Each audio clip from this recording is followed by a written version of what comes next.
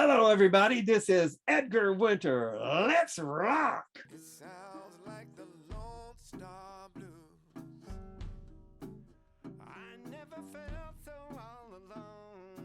Go, go, go, Johnny, go, go, go, Johnny, go, go.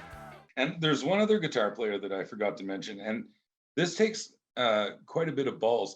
You you do a cover of Johnny Be Good with one of the greatest blues-based guitar players of all time, Joe Walsh, and you make him sing it.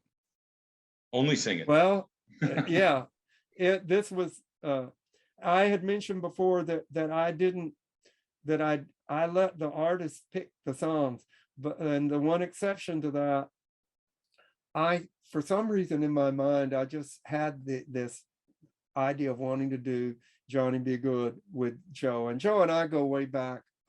We played shows together when it was the James Gang, before the Eagles and all of that. And uh, and the song Johnny Be Good, like you would think, oh, well, it's Johnny Winter tribute, Johnny Be Good. It's very obvious.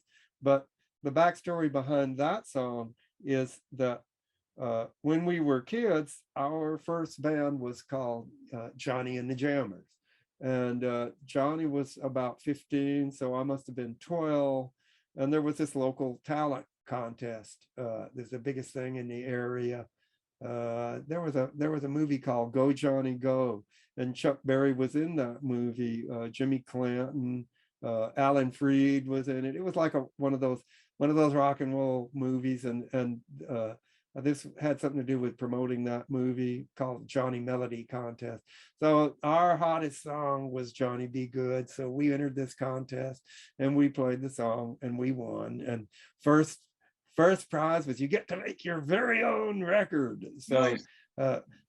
we recorded our very first record there in Beaumont at a little studio called Gulf Coast Recording.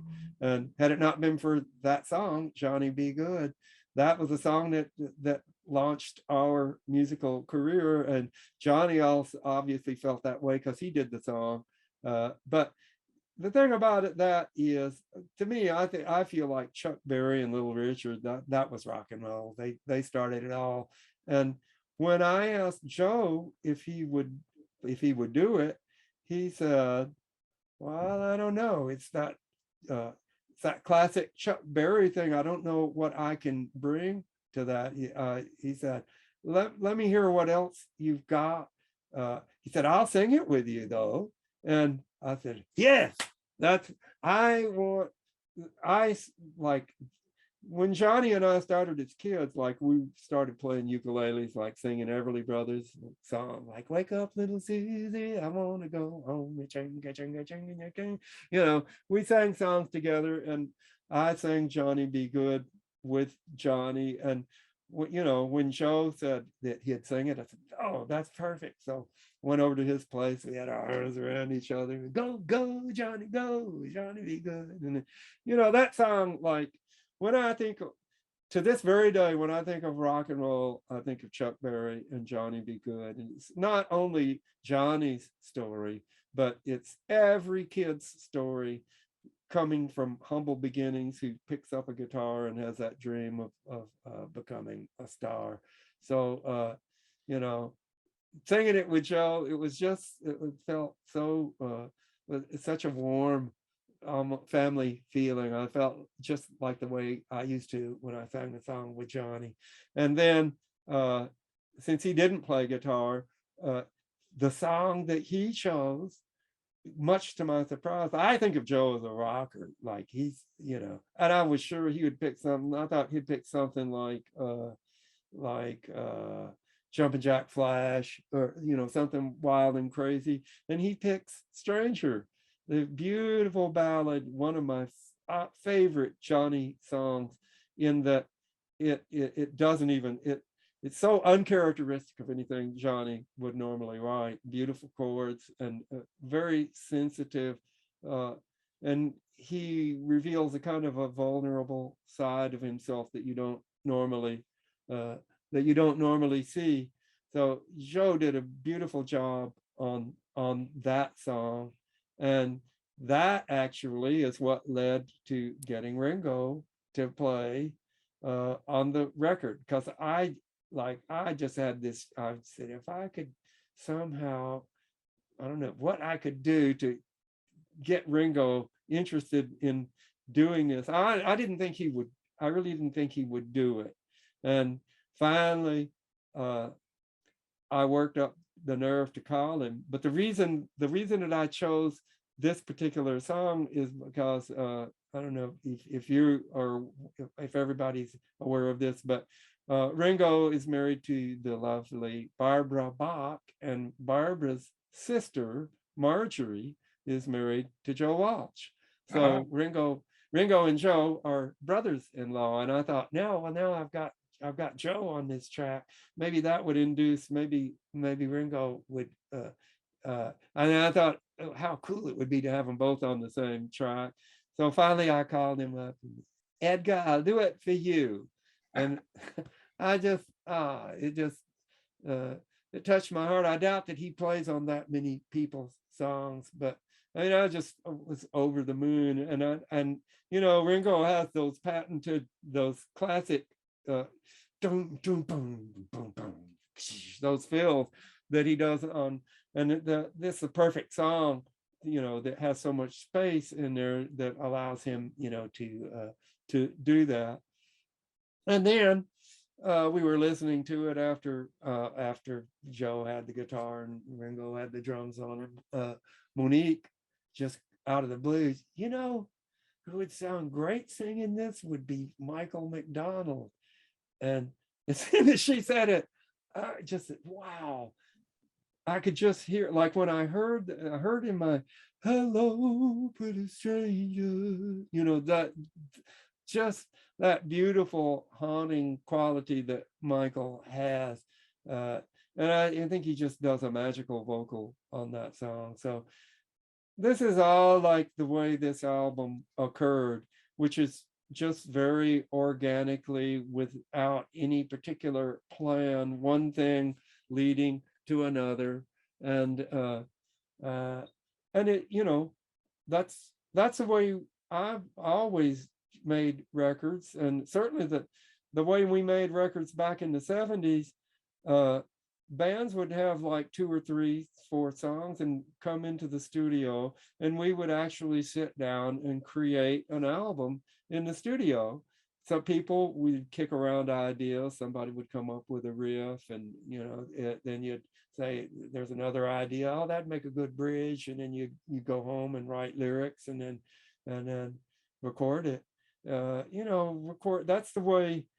I think we're all tempted to feel that the time in which we came up is somehow special, but I really do believe that there were 2 golden eras in music: the 40s and 50s for big band jazz and swing, and the 60s and 70s for rock. And I just really feel like they were unparalleled. And I think it was that sense of freedom that existed back then. Everybody was just getting high and having fun, and there was nobody looking over your shoulder. And it got to the point where you couldn't even like make a record. You had to submit demos, to the record company. It became a completely different process than what it was. And I've all I tried to make this record the same way that we always made records, which is just to throw stuff against the wall and see what sticks. Nice. So this was actually recorded with the musicians in the room, or was it done remote? Well, no, we didn't play together. That's an interesting point, because there's so much jamming going on this record. I wanted to be there for every performance, whatever it was, and would have been had it not been for COVID. But right. COVID changed the whole thing. I personally make records in a completely different way, the opposite way.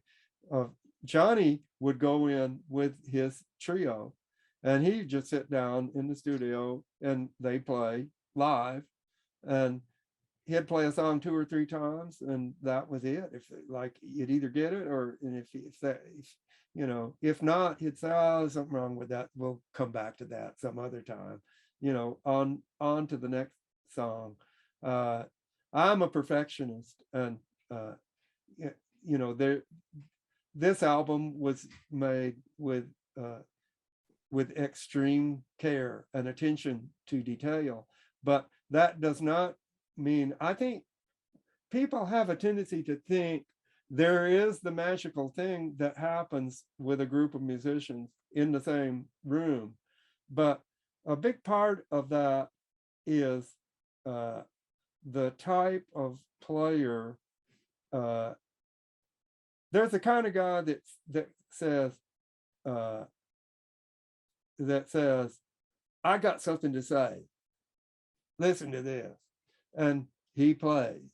And that's great. When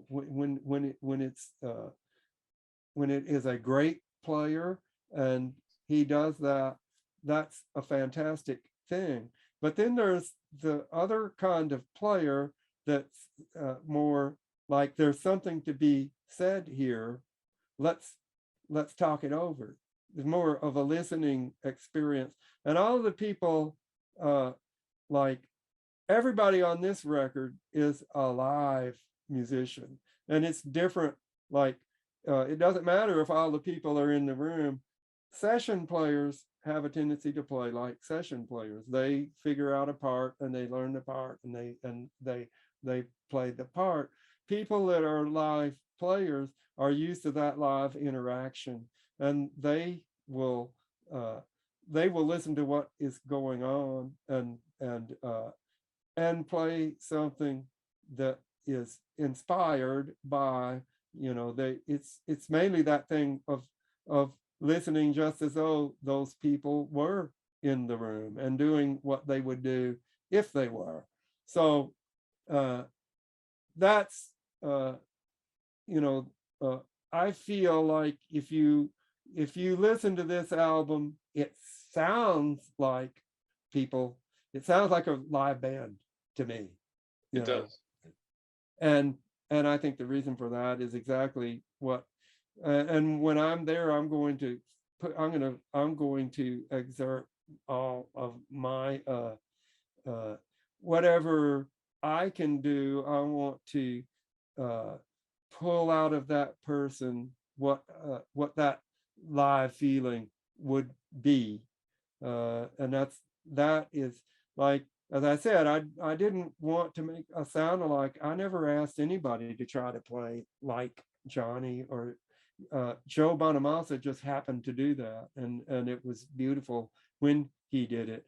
But I just wanted to pick the songs that I felt were the right songs, and then let the artist pick the songs. I didn't want anybody to play something that they didn't feel passionately about playing on the record, and then try to get the best performance, the live performance, and to try to get that person to play in their style, not to try to mimic or copy anything that Johnny would have done, but just to get the best performance, from that.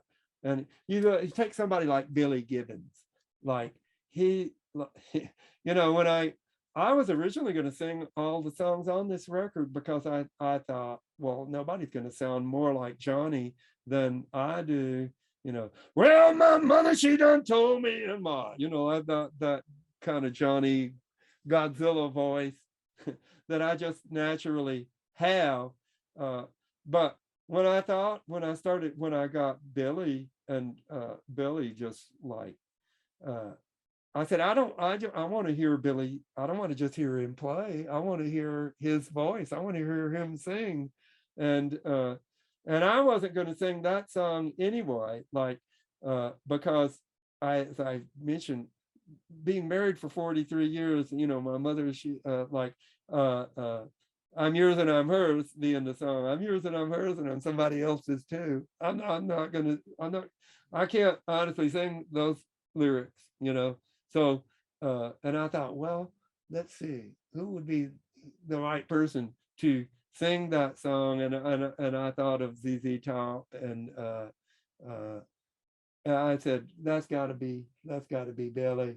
Uh, what's that line about all the girls tied in a knot? It ain't all good, but it's what we got. It's like uh, uh, anyway, he's his vocal on there is just absolutely perfect, and and having him, like the interaction between there are three guitars on that's between him and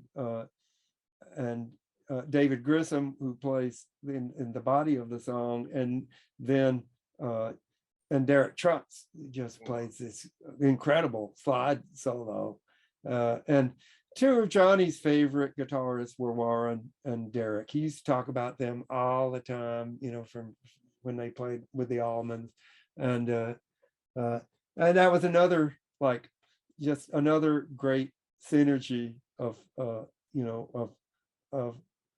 of people, like, really playing off one another.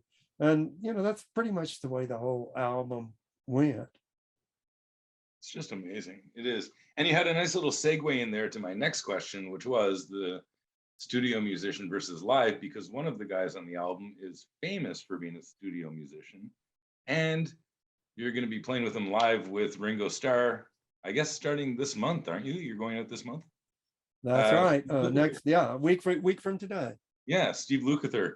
And I think one of the things I really like is, it seems like the Ringo band is kind of like a family, much like you and Johnny and all those guys back in the 70s were.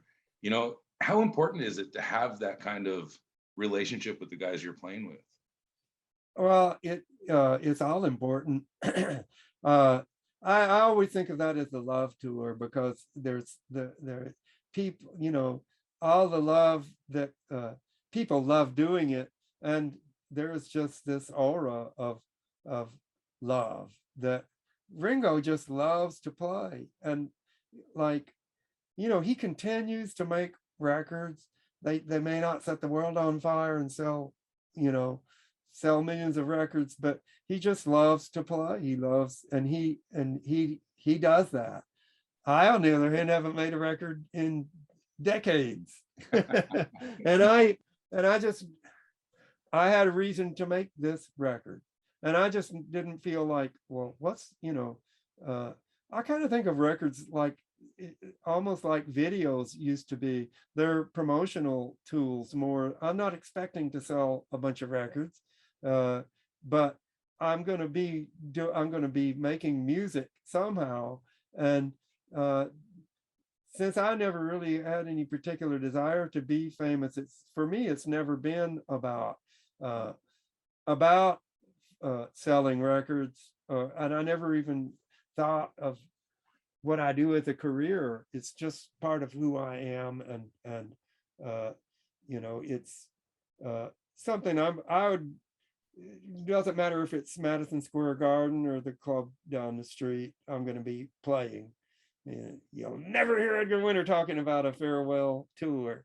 I'm going down kicking and screaming. Awesome. Now we're going down to Kingston, Ontario for the show, the Ringo show. I've never seen Ringo. I've never seen him live. What can we expect, and what are you playing on this tour? Well, I'm going to be a little everything. First of all, the way Ringo does this, like you'd think, well, I got to say a few words. The Beatles, to me, come on, the Beatles are bigger than music. They changed the mindset of an entire generation. They transcended music, to me, in a class unto themselves, and they brought about a revolution without having to fire a single shot, because it was a revolution of the mind, of the spirit, of the heart. And to me, the Beatles came to represent freedom, just the idea that you can say what you want, be what you want, and like Ringo himself is the most natural. He's very spontaneous, very in the moment, uh, um, sharp-tongued at times, but always in the spirit of fun. And his outreach, he's such a heartfelt advocate and spokesman for peace and love, Right. which is something that I admire tremendously about him.